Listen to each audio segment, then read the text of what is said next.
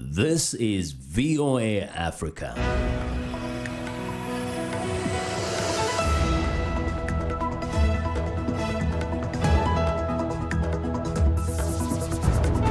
Good evening, I'm Esther Githu. It's Thursday, February 13th. This is Africa 54. Africa 54 looks back at the legacy of Kenya's longest-serving president, Daniel Arap Moi, who was laid to rest on Wednesday.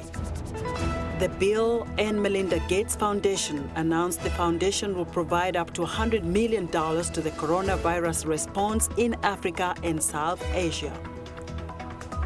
And in Southern Africa, Lesotho's budding medical cannabis industry sparks high hopes of big business.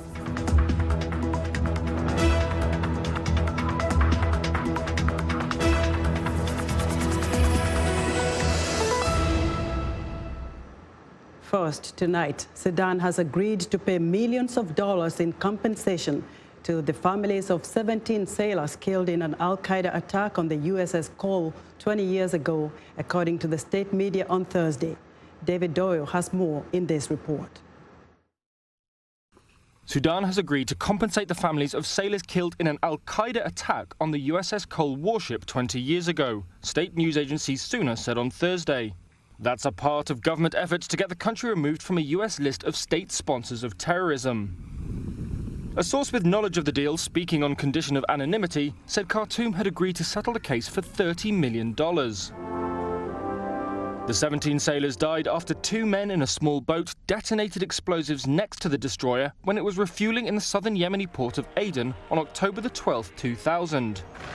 US President at the time, Bill Clinton, called it a despicable and cowardly attack. We will find out who was responsible and hold them accountable. The Ministry of Justice was cited by SUNA as saying that the settlement explicitly affirmed that the government was not responsible for the incident and that it was only fulfilling a condition set out by the United States. The US sailors' relatives had previously sued Sudan. In 2014, a judge found that Sudanese aid to al-Qaeda had, quote, led to the murders. Being designated by the US as a state sponsor of terrorism makes Sudan ineligible for desperately needed debt relief and financing from lenders such as the IMF and World Bank. And removal from the list would also open the door for foreign investment. The announcement also comes 2 days after Khartoum, the Darfur rebel group agreed that all those wanted by the International Criminal Court for alleged war crimes and genocide in Darfur should appear before it, a list that includes ousted President Omar al-Bashir. David Doyle of Reuters with that report. Now, the coronavirus, now renamed COVID-19, continues to ravage China's Hubei province, ground zero for the deadly outbreak.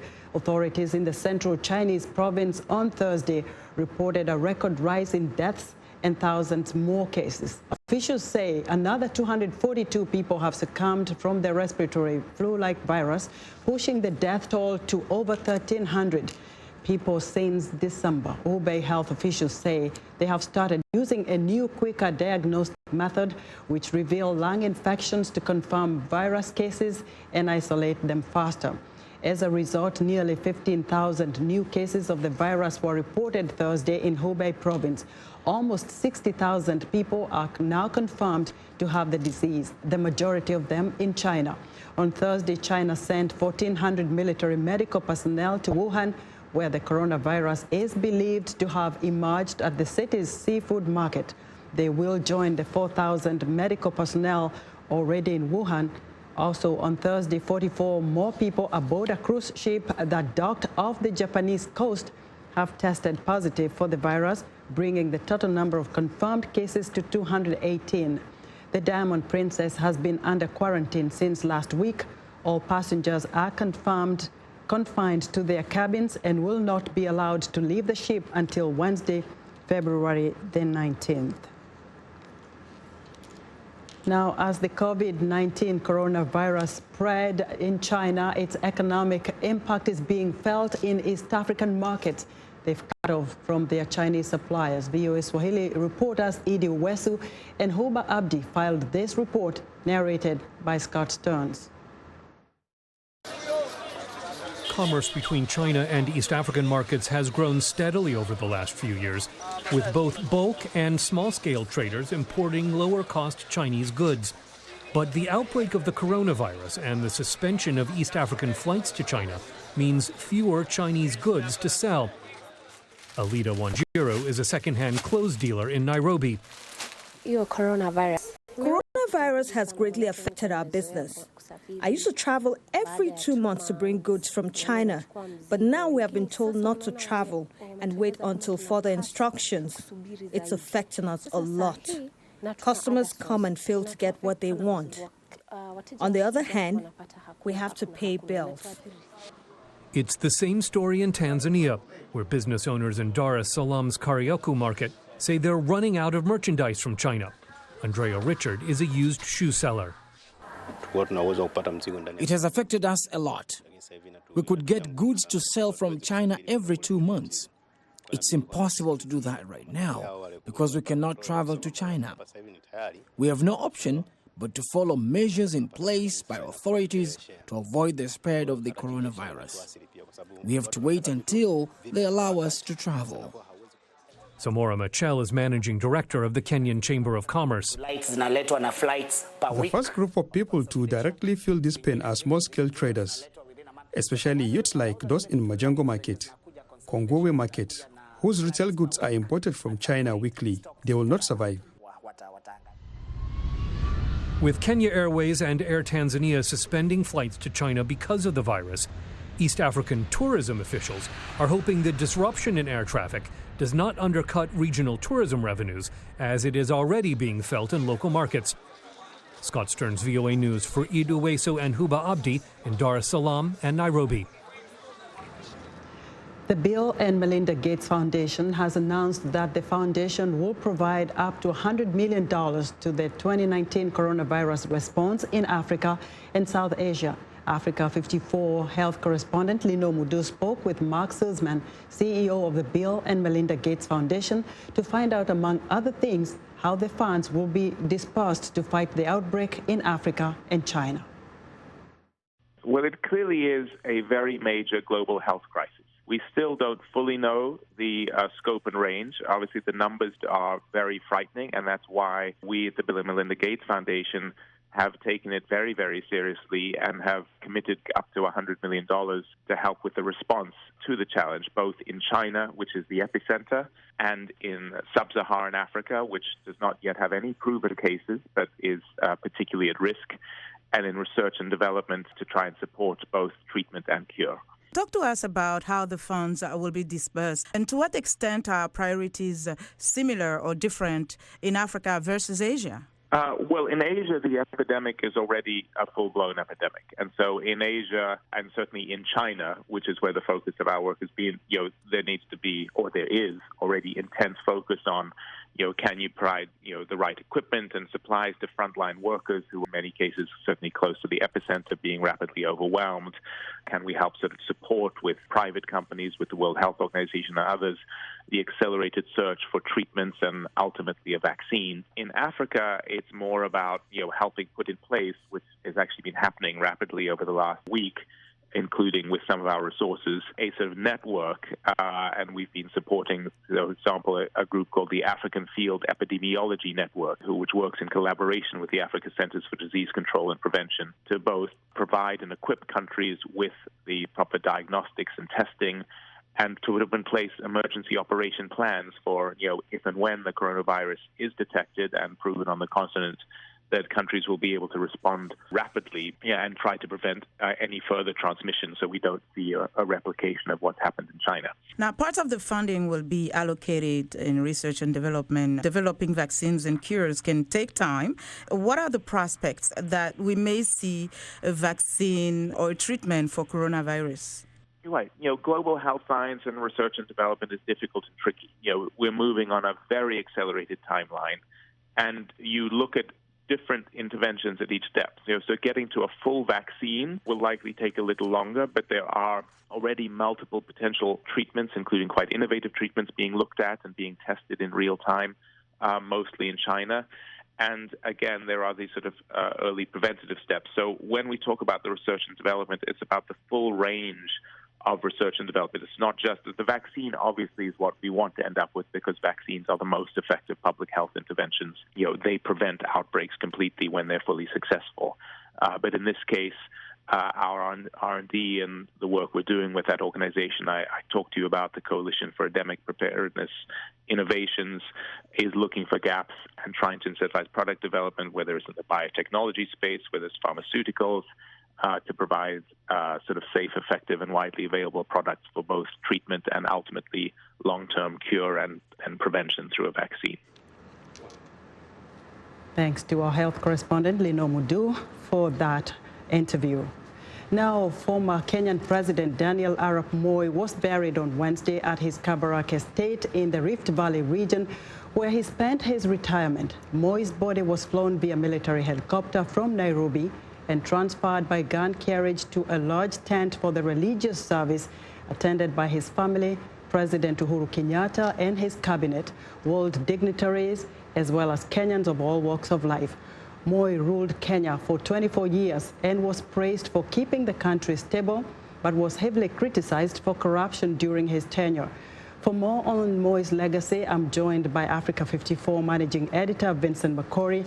Vince, great to have you on the set. It's a pleasure to be here today. Now, you and I grew up during Moi's 24-year rule. That's the only president we literally know, right? President we knew in our lives, and therefore everything we know about Kenya is kind of got a strong connection with the Moi era. Now, much as we don't, in Africa, we don't usually talk ill of people who have passed away. What are some of the memories you have? We have to be realistic. President Moi was loved by many, but he was also a feared person, and there are some who really hated him. One of the reasons being that while he preached peace and they talked about love, he was also a person who did not tolerate criticism. He was also a person who did not tolerate opposition. And so for that reason, those who had opposing views lived in a very uncomfortable country, a very uncomfortable time.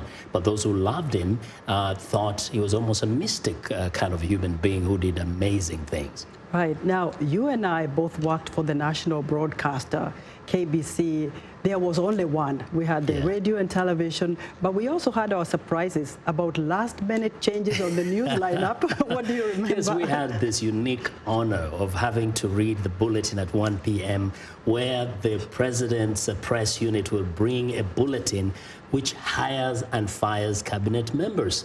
And so we would read the news, which would change people's lives just in an instant like that at 1 p.m. And that was something that was so unique. Everybody waited to listen to the 1 o'clock news. Right. Now, the late Moi wanted Kenyans to be very proud of their identity, but he was also very fierce in protecting Kenyan borders. He has to be credited for that. He was so proud of the country having been a haven, an oasis of peace in a region that was really wrought with conflict in Somalia, in Sudan, in Uganda. And so he was so protective of the borders and wanted people to have a dignity of being Kenyans. And therefore, the sovereignty of the nation was so paramount to him that he would do anything to protect the country from any invasion and interference. And very quickly, his speeches were given in 2 languages, English and Swahili. The gist of it? You know, the gist of it was that the English speech was for everybody.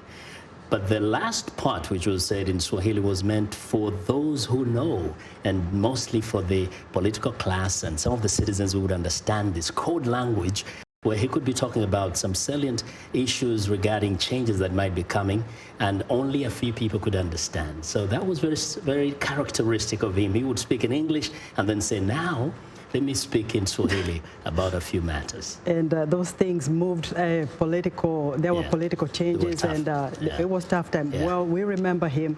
Thank you so much, Vincent, for talking to us about this. It's a delight. Moi, tough, but also had a great sense of humor. Vincent Makori is Africa 54's managing editor. And we're excited to hear what you think about Africa 54. Join the discussion on Facebook. The address is Africa 54. We're also streaming our broadcast live on Facebook. Please watch and share our show with your friends. Also check out our headlines 24/7 on voaafrica.com. Still to come, Lesotho becomes Africa's cannabis pioneer. We'll be back.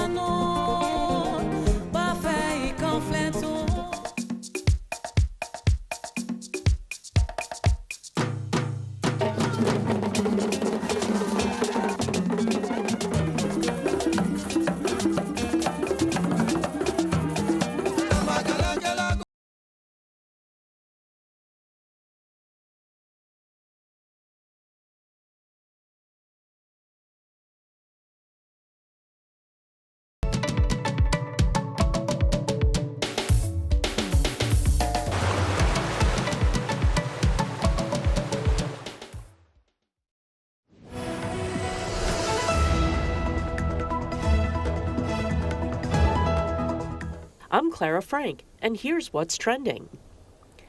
Kenya's Arabuku Sokoke forest near the coast is a haven for some of the most exotic tropical butterflies.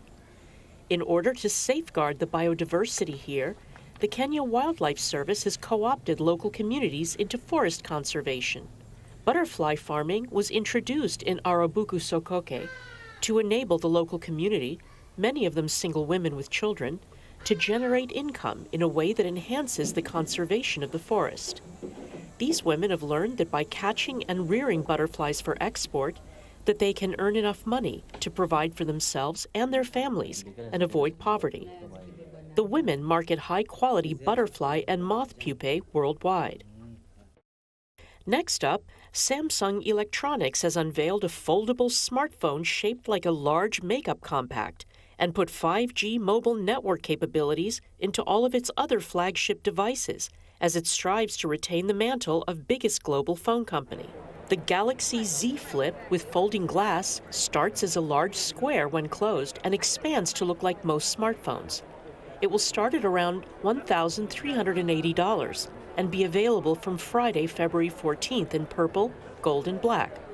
Analysts say that while China's coronavirus outbreak has started straining the global supply chain and disrupting smartphone production, the South Korean firm is seen as the least affected among major producers, as its major manufacturing base is in Vietnam.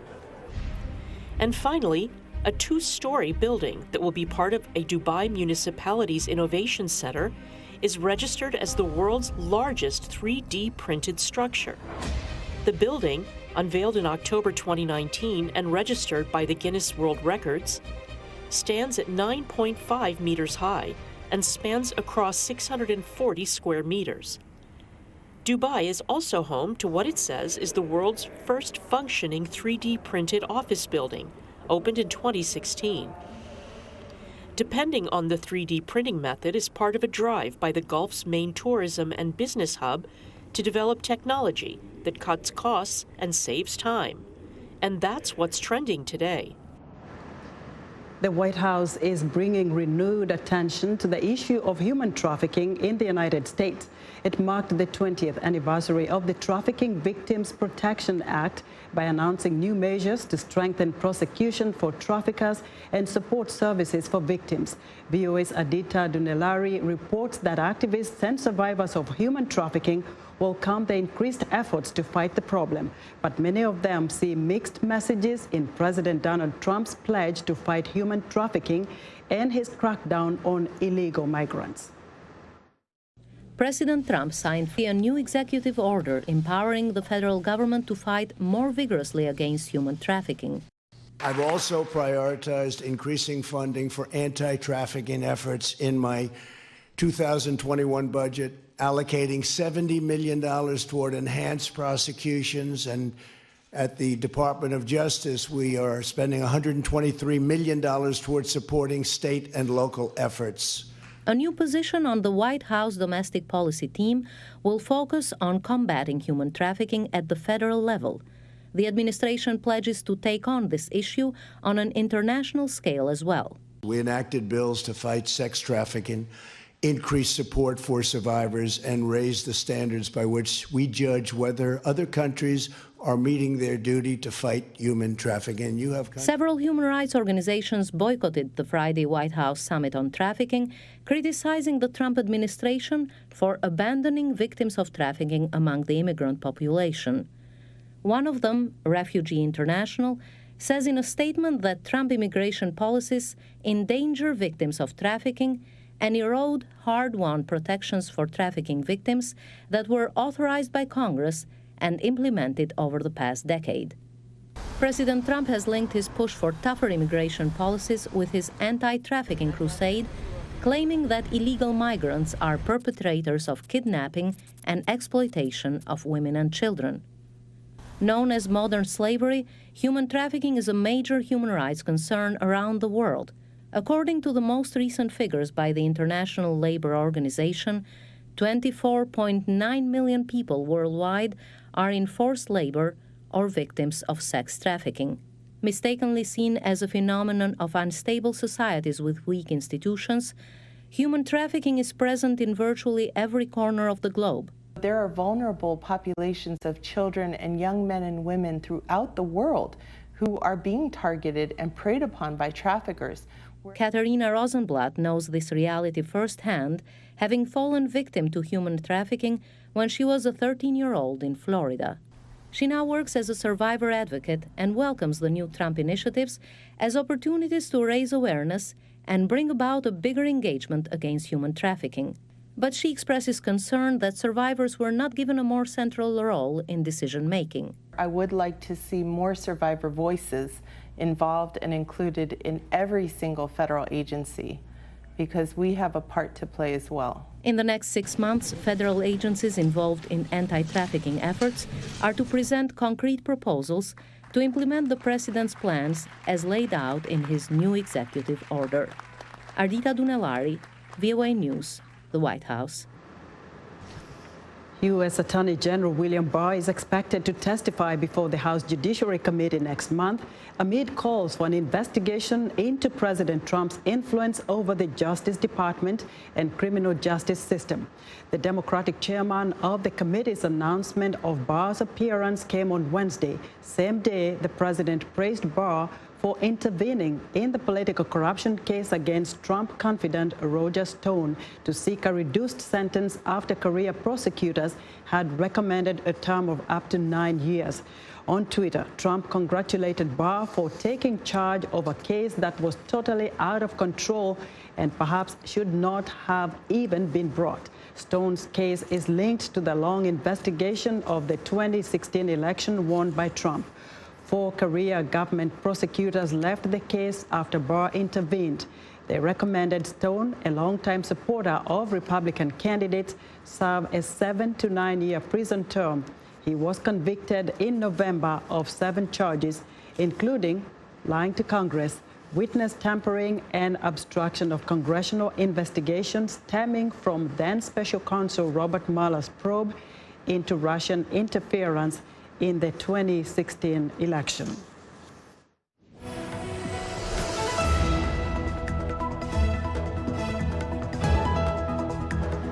In business news, the tiny Southern African mountain nation of Lesotho made history in 2017 by becoming the first on the continent to issue licenses for the production of medical cannabis. It made history again when it signed tens of millions of dollars worth of deals with foreign investors to develop the lucrative marijuana industry and manufacture the complete products in Africa. VOA's Anita Powell visited one of the country's medical marijuana farms in the hills of Maracay Bay to learn more. High in the mountains of Lesotho, a green revolution is growing. Marijuana is not new to this tiny mountain kingdom. It's been used for centuries for medicine and recreation. But in 2017, Lesotho became the first nation in Africa to license medical cannabis producers. The industry has since grown like a weed and brought in millions of dollars from foreign investors to local companies like MG Health, which built a $23 million facility with 380 employees. Definitely, I think this is going to be a profitable business. It's a complicated business. It's it's got agriculture, it's got pharmaceutical. You got to get your products. It's a narcotic that you have to export across borders. So it's a very complicated business. Medical studies have only just begun to look at the effectiveness of cannabis's popular non-psychoactive compound, cannabidiol, or CBD. CBD products from MG Health, one of Lesotho's top 5 producers, claim to treat chronic ailments such as anxiety, arthritis, epilepsy, and various types of pain. Lesotho's finance minister says that is what makes their cannabis industry stand out from the African narrative. They are not just exporting raw materials to the West. We don't want to export bottles of raw oil. We want to export pharmaceutical products. And so we want to see as much as possible for every investment, the processing of this product up to the level of it being a pharmaceutical product. Cannabis, says Majuro, will bring Lesotho one thing it so badly craves. On the job front, we are desperate. We have close to 200,000 youths that are looking for jobs in an economy that is not creating jobs that fast. So we need to be creative in terms of the opportunities that can be created. We have a natural resource here that we need to exploit. So this has just come through as an unbelievable opportunity. Before she began working at MG Health, Mampotulo grew illegal marijuana at home. Medical changed my life because I have money to pay my children's school fees. I have set and buy other things for my house and change my house. My house now is very beautiful. It is too soon to say if medical research will fully back cannabis products, or if this tiny country can sprout past the challenges of this global, growing industry. But while these questions hang over him, MG Health's Botma says that he is resolved to just relax and enjoy the ride. Anita Powell, VOA News, Morocco Bay, Lesotho. And that's our show for today. Be sure to watch Africa 54 on our website at voaafrica.com. From all of us here in Washington, have a good evening. Bye.